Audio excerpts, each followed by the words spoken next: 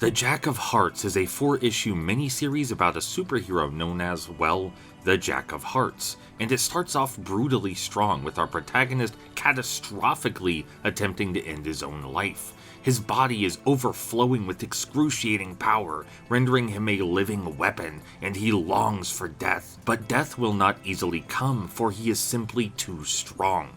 His enormous might is matched only by its insufferable physical and psychological toll. He can fly, think fast as a supercomputer, and erupt with all the energy of a volatile star, but he cannot know peace or purpose. Since his youth, he's been monitored by government agencies attempting to cure his ailment. He's even been tutored by Earth's mightiest heroes, but nothing could offer him a sliver of hope. He is prone, as anyone would be, to fits of supreme self-hatred. Most of his waking moments are spent trapped in a literal and figurative bubble, so that he cannot bring harm to himself or others. People want to help Jack, but in his agony, he is blind to their aid and incapable of fostering faith in himself. That is, until his old flame, Marcy, answers the call. What follows is a stunningly realistic, moving portrayal of a man lost in misery and his uncomfortable confrontation with reality.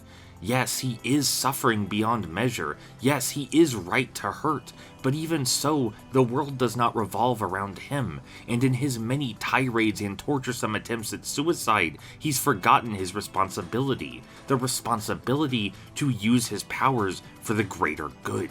The responsibility to be a conscious, acting force for truth and justice. Tragically, just as he's coming around to the light, he's interrupted by, aliens intent on his capture.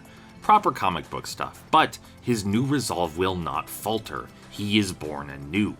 Naturally, this is where the real conflict comes into play. Jack is now determined to be free, to exist as a real man on his own terms. But can the world abide that freedom? Can it allow the unchained existence of such a powerful entity? The answer, of course, is no. Everyone wants a piece of Jack and his power. This is also the point where the narrative devolves, or evolves perhaps, into traditional comic book camp. You get your cheesy, unrealistic, operatic character dialogue, some thinly disguised, truly embarrassing exposition, and surreal show-stopping twists. They seriously pull out Jack's girlfriend and mother are from another planet in issue 2. At least he reacts to it in a sensible fashion. All of these absurdities are rightfully used to explain, justify, and expand on the themes of the story, detailing exactly why everyone wants Jack's power so badly and giving more cause to his pain.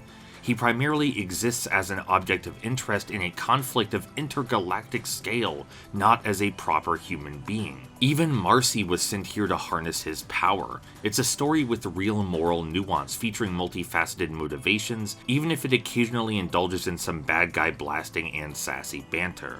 Jack ends up trapped in a perpetual personal nightmare. He desires heroism and purpose, some reason to live, and he's at last offered one, ironically at the cost of his own life. With his newfound agency, he must choose. Will he die a hero or live a free man? Will he save the lives of millions or save himself? He takes the heroic option, of course, but just as before, his selfless realizations are interrupted by invasion. A zealous group of terrorists seek to preemptively force Jack's death rather than allow his free choice. Through their act of supreme selfishness, Jack loses all compassion for the people he once hoped to save. It's yet more deeply dramatic irony. He'd twice found a new purpose in life, twice he decided to act in heroism, and twice the greed of others intercepted his heroic martyrdom, forcing his hand in violent retribution. Suitably, this story doesn't end happily. In his outpouring of rage, Jack ends as many lives as he intended to save, yet still saves almost enough to matter. He is denied the absolution of a martyr's death, and equally denied the purpose he so seeks in life. He is just as he began, trapped in a prison of his body, of his mind, and of this world which so fails to find a place for him. It's poetic, and it makes a lot of moral assertions, some more metaphysical than others. Broadly, it states that there's no easy way out. It is tempting and may even seem optimal to end one's life in pursuit of some greater purpose, but to truly be responsible, we must live with the suffering. Live with who we are, live with the choices we've made here in this life. Forge a destiny for ourselves despite the pain. The universe itself forbids Jack the mercy of a quick death. Secondarily, this is a coming-of-age story for young men. It details the pain of being so full of potential, yet having no outlet or stability. The messaging is very clear. While you have a social responsibility to use your powers in the aid of others, you must be sure their heart is true, for many will steer you wrong.